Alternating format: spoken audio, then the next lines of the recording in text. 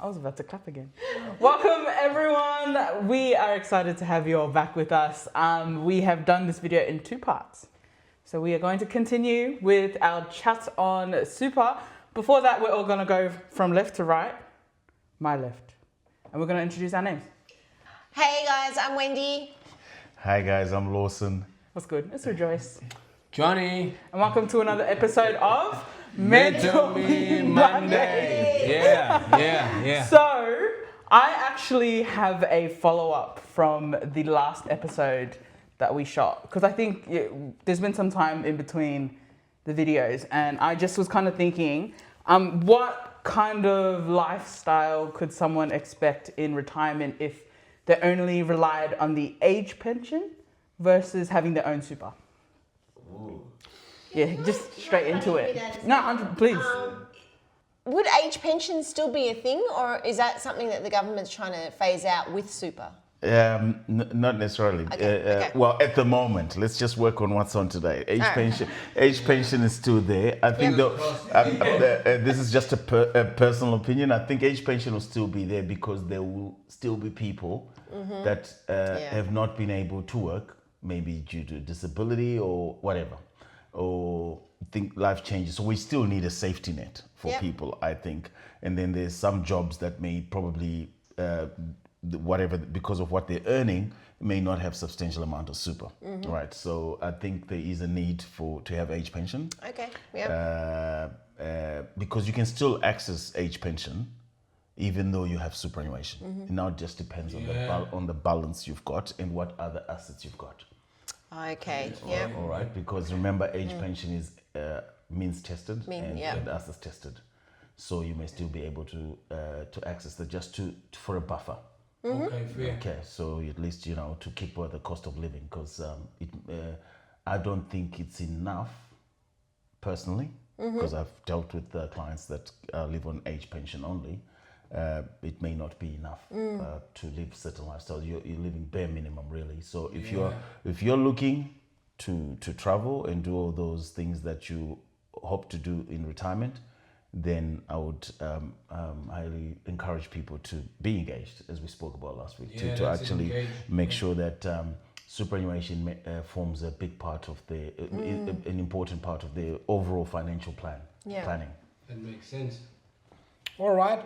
So we had a viewer send us a question from last week. I think the topic was discussed very, very briefly. However, we respect our viewers and we will indulge their questions. All right. This person, I don't know if you're a pensioner or what. I don't know how long you've been in this country, but anyway. This is what they say. A lot of people think of super as something to worry about later. At what age should people seriously start paying attention to their super, and why? So like we said in the last episode, I think that you start paying attention to your super from the time you start working. Yeah, I agree. So by the time you actually start thinking about it, and you're closer to retirement, usually by that time it's too late. 100%. That's what I think. So I believe that we need to be engaged as soon as you start working, and like we said last week, and we just to recap, because you're employed, contributions are going to be made on your behalf. So it's an important part. It's very important for you to be engaged and contribute, or make sure it's invested the way you want it invested. Be a part of it. Be a part of it. Be a part of it, definitely. Yep. Yeah. Okay, so this is a follow-up question from our viewer, and I think that this is the main question. I think this person was raised in my neighborhood. Guaranteed. Definitely. You got to be a local, my friend. I can picture you South Africa. Are you from Wellington? Anyway. Okay, this is what they're asking. They say, what happens if somebody ignores their super until their 40s or 50s? Can they catch up? Before you answer, I suspect this person has just come to the country recently, Lawson. They got to be in this age, and they're looking at how your friends are living, and they're thinking, oh, gosh, I got to play catch up. What? Yeah. Yeah, so I think we did touch on it a little bit. So if you're in your 40s and you hadn't don't have super or we're not really engaged, then it should really become a very as with any age group. But at this point, you have a lot of time steps to time to catch up. A lot of catching up to do. So it's important to then now deliberately and be intentional about about putting more money in super, saving in super. I agree. Look, bear in mind, you even if you choose to invest outside super, at some point as part of your strategy, you might even look at putting money in super when you actually liquidate some of those assets that you've got outside super. So it's important. But I would say that the sooner you are locked in, start putting something towards super, making sure it is, as I said before, part of your overall plan. Because we make plans about going on holidays, we make plans for if you've bought a house, you want to pay off the mortgage, you work hard towards paying that. So I think superannuation is equally important, because if, just to, I know it's probably a question that may be asked or may not be asked, I also look at it from the other point of view. Even if you don't reach retirement and something does happen to you, that also forms part of your estate and leaving something to your kids and your legacy. So I think it's important either way. Yes, fair. I agree. Just hold up on them Maccas and KFC. Put that back. Hey. That's enough Thank you. descriptions of this person from this guy. You can still have Maccas. You can put in $50 a month a week. Yeah, there's nothing wrong. All right, so back to me. How can our YouTube watchers, our listeners, how can they actually track or keep track of their super? Okay, so it's quite easy now, because most superannuations you can log on online. Yeah. So you get your if you need to look at your statements, you've got a member number. Usually they want you to register for online access. And now with all the cybersecurity and two-factor authentication, whatever, you can log in, and it's quite secure. It's like logging into your bank account. So once you log in, you should be able to see your balance. In most cases, you can access statements from previous years, and in most cases, you can actually, if you choose to change how you invested, you can actually do that all online. Yep. If you've got queries or whatever, sometimes you can actually do it online. So technology has helped it to be accessible, information to be accessible. Before you had to wait to get your paper statement and all that sort of stuff. So I say to everybody that's got super, find out what your super is. Check it out online.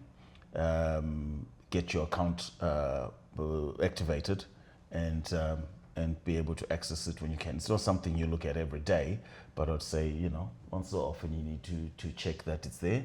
And for some people that change jobs all the time, you just need to make sure your contributions have been made. Because sometimes you also run the risk of being forgotten, or the employer may not have contributed what was due to you. That was me in the early days when I first came to Australia. Ooh, yeah, I heard about super. I got into super, but it was like a default one that the company used. So I was just put into that super, and then I did work at another company, and it was like a different super company. Then I think I did like a third job, because I was still doing trade work. So my third job was another company. I was like, what is going on here? And then I had to consolidate it, but I had to kind of follow up on the first guy to be like, dude. Yeah, they hadn't paid anything. Yeah, I had to like legit follow this person and be like, nah, buddy, give me my money, don't mess with me. It is your money. That's just the fact. As much as you may not get it in cash in your bank account, it's still that superannuation account is your account. 100%. Yeah. So it's important to. That's why I said be engaged. Understand you're getting your super, and you're not being, for lack of a better word, ripped off. Yes. Yeah, but most employers in general fulfill their obligations and put in contributions when they're supposed to. But there's always the odd one. All of that Yeah. one. So I'll get that one. yeah. So they do get penalized by the tax office for there's penalties for it. But at the end of the day, it's your responsibility. It's your money. Yep. It's your retirement. So it's important. What's the key phrase now? Be engaged. Yeah. I like Be that one. engaged. Yeah. That's our catchphrase. Yeah. So just following up on that. So they've now gone online super account, so you can actually track it that way. What if you want to have a look and kind of estimate if I'm going to be retiring at the age of 65, where my super would, how much super I would actually have for a comfortable lifestyle? Are there apps or calculators of some sort that we can use for that? Yes, there's a lot of calculators. Look, most superannuations again have a calculator in there. Yep. Obviously, it's just an estimate. They're basing it on maybe your current situation, what sort of contributions have been going in, so it estimates on that. But you can actually, on those calculators, you can, let's say, for example, say, well, what if I put in additional contributions? What is it going to look like? So if I'm going to put in $100 extra a fortniite, what does it look like when I'm 65? Yes. So you can actually play around with those calculators to kind of give you an idea to projections. So, how much you need to retire on differs depending on what sort of lifestyle you want. But you want to have choice, so you want to have as much money in there as possible. Yeah, true. Yeah. There's a guy, I think during COVID, in the heart of COVID, he was so depressed because he checked his super in that time. He was like, oh man, that's the worst mistake I could have made. Yeah. No, look, because sometimes you might check your super and the markets are not doing great and your balance doesn't look too healthy. Yeah. So it happens. And also at the time, it's important, for people that are closer to retirement, that's quite worrying for them. Yeah. Because you're thinking, is this going to be enough if I lost money? But it's only really a loss if you actually start withdrawing money. So if you're gonna wait it out, chances are that you may get back up there. That's true. Yeah. Yep. Yeah. So what are some common mistakes that you see people make with their super, and how would you avoid? How would I avoid it? It goes back to all the things we spoke about. It's again not. Look, you think it's something that's far, far away. It's not. It's it can be. Time goes very quickly. So it does. So really, just be aware. Number one, know what your super is. Number two, are your contributions going in? Number three, what fees are you paying in that superannuation? Is it eating away at your retirement savings? Number three, can I afford to put in more contributions and boost my super fund? That's that. And look, as I said, there's other benefits, like there's tax benefits of contributing to your super. So why not? So there's a couple of things you can learn from that. The other thing we didn't touch on, because we're talking about superannuation, is some superannuation come with life insurance policies and total and permanent disability insurance and income protection insurance. So it's also to make sure, because most people just assume, I've got it there. Also just make sure that that's adequate for you. Or are you paying too much for it? Could you structure it differently? So it's important. There's a lot of things that are happening with that super fund besides just the investments and all the other things. But we need to know, one needs to know where you stand. And what is, because if you've got a home loan, for example, you want to know what interest you're paying. That's it, yeah. And how much do you have to pay a month? Why don't we have the same attitude towards super? That's you just want to know how it works, because even in your bank account, if you got fees coming out, if there was fees, you'd want to know what are you paying for. Exactly, every cent. It's every cent. So there's a whole bunch of things in there that we just need to understand, and again, where money is invested. Because, you see, because there's all options now in there. We're talking about some people that want to save the environment. So you can actually just choose investments that don't invest in certain things like oil or fossil fuels, whatever. You know, so there's a lot of choice now in things like that. I'm just giving an example of aligning with who you are. Yeah. And your attitude towards investing. So and it's all there, but it's just that most people don't kind of look at it because they're thinking, it's far, far away. Yeah, because it's also sad that if you're young, you would then just leave your money invested any old how, when you could actually maybe be a little bit more aggressive, and because you've got time, to invest. So with cost of living pressures, it's easy for somebody to hesitate to contribute to their super and put that additional money. What's a strategy to still contribute with that hesitation? Contribute what you can. Okay. Because the truth of the matter isn't we still spend money on silly stuff. I'm not saying you need to go hungry, you can't have a coffee. That's what we're talking about, because easily $50 a week makes a huge difference. You'd be surprised if you just try it. Or $20 a week if that's what you can afford. People that are actually contributing a little extra, their balances look a lot different over a period of time. Yeah. It's not like we have to wait 50 years to see the difference. Yeah, it's actually obvious if you're the same age, invested in the same fund, in the same underlying fund, and somebody putting in an additional $50 and you're not, there's going to be a difference. Yeah. That's true. There's just going to be a difference. Yeah. You're gonna get out of it what you put in. That's correct. Basically. So yeah, you're investing, it's growing, it's so there you go. So it makes sense. And there's no minimum, or is there a minimum? For amount that you can put additional? Yeah. No, I don't think most funds have minimums, because you're already putting in contributions. You're just putting in additional money, extra money, you know. I wonder, out of curiosity, like, could one say like a debit? Yeah. Order to just keep going off? Yes. I think like that's an easy You one can. to do. That's your after-tax contributions, Yeah. or the easiest, as I said, if you go to your employer payroll and say, listen, I want to put in an additional $100 for my super. An additional. And it's pre-tax, so you It's actually, pre-tax, so you're not going to pay less tax anyway. Yeah. Yeah. So you might find that just depending, there's a sweet spot sometimes where you might be contributing a certain amount of money, and what you were taking home before you started contributing, it stays the same. Okay. Because you're only putting in a small amount of money and you're getting a tax benefit. So there's not much of a difference between what you are taking home now after you've made the salary sacrifice and what you were taking home without making extra contributions. So the difference may be much of muchness. Yeah, that makes a lot of sense. That's correct. That's So good. an additional $50 every pay cycle, $100 every pay cycle, you may not even feel it. You won't even, I don't think you would, because people waste so much money. Like, it's like the odds, the coffee, the this, the that builds up. That's correct. So we would say that it becomes part of a habit. We're responsible. Most of the time, we're responsible. Yeah. We pay our bills and we pay that. So just make it part of that, without really strangling yourself or going hungry. I think I would encourage people to look at it that way.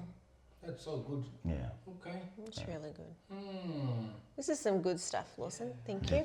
So I have a couple of questions now, right? Yeah. So, self-employed people, right?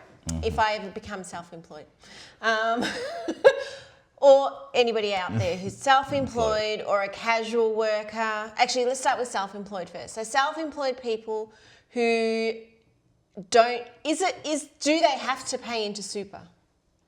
There's no rule set in stone, but why wouldn't you if you're going to get a tax benefit? Yeah. Yeah, For that it. makes sense. Yeah. So self-employed people can shoot themselves in the foot by not contributing. So if you can, and most of the time you just need to make it happen, I encourage self-employed people to make contributions. I'm technically self-employed, so I have to make sure I put in superannuation.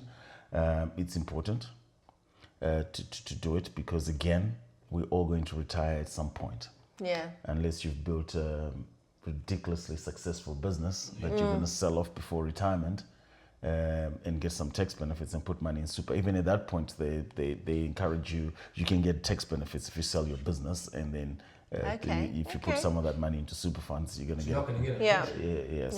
So it's important. I think self-employed people usually are the forgotten, but a lot of I work with a lot of self-employed people, and a lot of them actually appreciate the fact that, because you can be left with a big tax bill.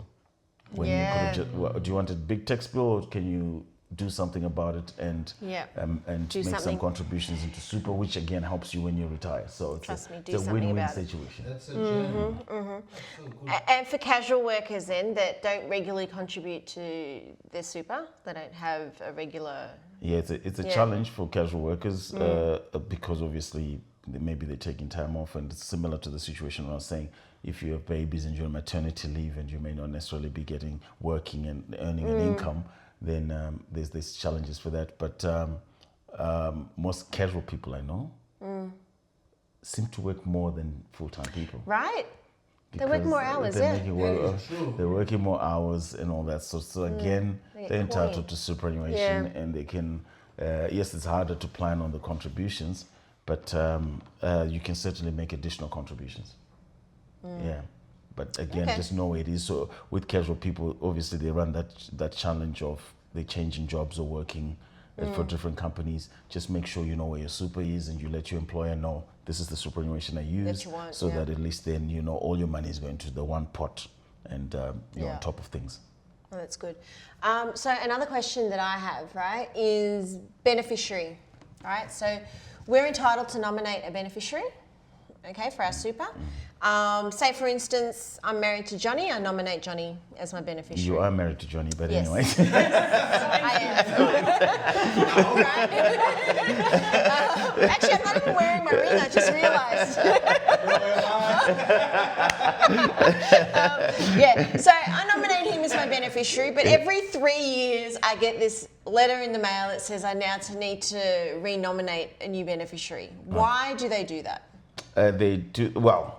It clearly means there's a couple of ways you can nominate beneficiaries. They do it because obviously you may have changed your life. Things have changed. Most people forget that part of Okay. stuff. That's usually because you nominated what's called a non-binding beneficiary. Okay. Okay. So you can nominate a binding Okay. beneficiary and non-lapsing. So basically, it lapses right after 3 okay, years. okay. They send you a letter, and then you've got to say that, or you nominate for a non-binding, non-lapsing. So it's kind of like stuck in stone for that period until I'm you. keeping it the way it is. Yeah. Just in case. It's just in case, unless of course you just wanted to change that all the time. Yeah. Now, bear in mind, superannuation doesn't fall under the will.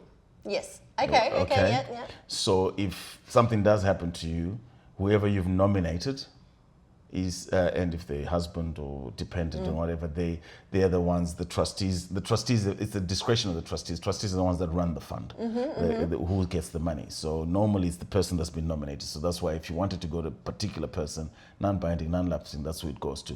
So if you've got other things that are outside that superannuation environment or houses, whatever, and that are supposed to be distributed as per your will, that will happen. Yeah. An example is you might have Johnny and you've got a son, you've nominated a son or daughter as the beneficiary, 100% of your super fund, and they're Okay. financial dependent. Something happens to you, if you've nominated that person and they're financial dependent, it will most likely go to them. Okay. But You can't trust that boy with you can't that trust money. boy that with that money. way. So generally speaking, you wanted to go to the adults in the family to look after. Yeah. Okay, So nominating beneficiaries is very, very, very important. Yeah. Okay. Right. Yes, of course, some people may challenge it and all that, but as I said, it's a different beast to the will. Yes, it stands All alone. right. Yeah. So what happens though if you don't nominate somebody?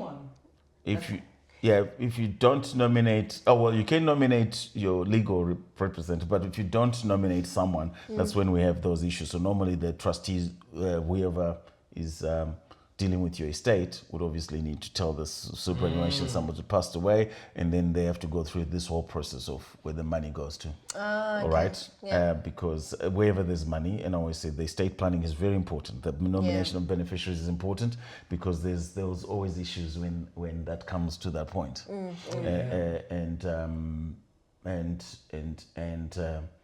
The trustee will determine who that goes to. Actually, without mentioning names, obviously because of privacy, I had a client that passed away and they hadn't nominated a beneficiary. I've had this before. Like these times, I encourage clients, young men when they passed. So that money, obviously nobody thinks about these things because it was superannuation. It wasn't the balance wasn't a lot of money, but there was a life insurance policy attached to it. So as a result, what was supposed to be like $25,000-$30,000 superannuation balance, because there was a life policy of $250,000, ended up being $280,000 that was supposed to be paid out, right?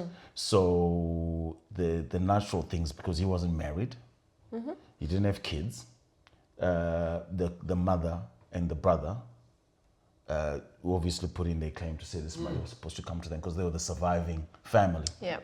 But it turns out he had a girlfriend who found out there was money, Oh. and for somehow managed to also put in a claim with the office and claim they'd lived together and all that sort of stuff. It happens. Look, this stuff happens. So that's why it's important to make sure that part. Nominate someone. Unfortunately, or I don't know if it's fortunately, the money actually ended up going to the girlfriend. Of course, The mother and brother didn't get it, but these people were broken up. They hadn't lived together for a while, but she got a case. She for somehow she managed to prove her case that she. So again, then it becomes legal. It becomes that there's different outcomes for you hear all these stories, but to avoid that. Again, a very important, the engagement part. Be engaged, know who your money is going to, who you're nominating your money to go to is very important. Yeah. That's fair. Alrighty, I'm going to be checking my wife's super information. First thing, make sure it's non-binding. Yeah. No, I find it quite interesting as well because, and I don't know how that's worked out this way.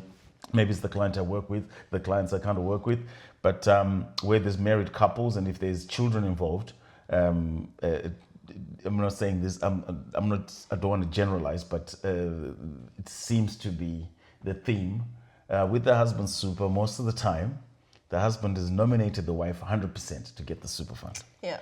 And if you look at her nominations, she's usually given the husband 50%, Yeah. and the other amounts have gone to the kids. But the husband is trusting the wife to look after the kids. Yeah. It's almost like you don't trust the husband to look after them. That's right.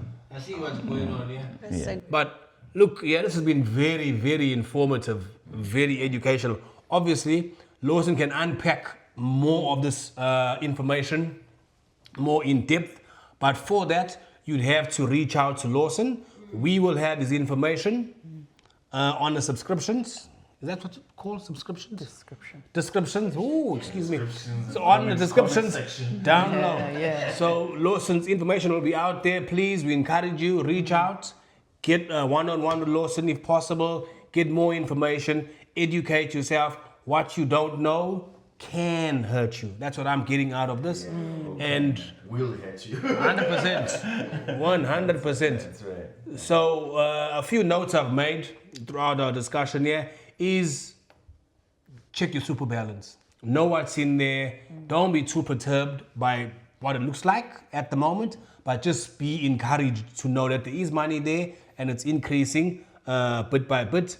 Make contributions, even if it's small. That cup of coffee, that McDonald's, that KFC money, just sacrifice it for a short while, put it in there and see your super balance grow. And of course, most importantly, talk to the expert, somebody who knows exactly what they're doing and they can help you. This is wisdom. We take our cars to the mechanic when it's broken.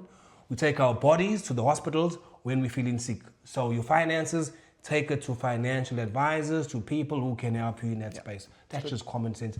Is there any other questions, guys, or comments? No, I really enjoyed this. I think it's an extremely important thing that a lot of people need to be aware of. You could have a lot of conversations like at barbecues and things like that where people are actually like, oh, no, don't invest in super, it's just wasting your money because they invested and the funds go down and blah, blah, blah. But hearing it from a financial advisor now puts a whole different spin on things and 100%.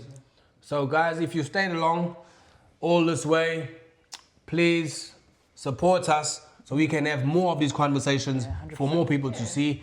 Subscribe. Thank you. Click those likes. It helps our algorithms. It gets us there. Don't forget to share as well. And of course, put in a comment. As you noticed, we do read those comments and we do take them seriously, okay? I like to tease people, but look, we legit take them seriously. Okay. So from us, thank you, Lawson. Thank you very much. Thank you. That's Thanks, right. guys. We'll catch you next time around. Thank you. Peace. See ya. Thanks for having me. Bye.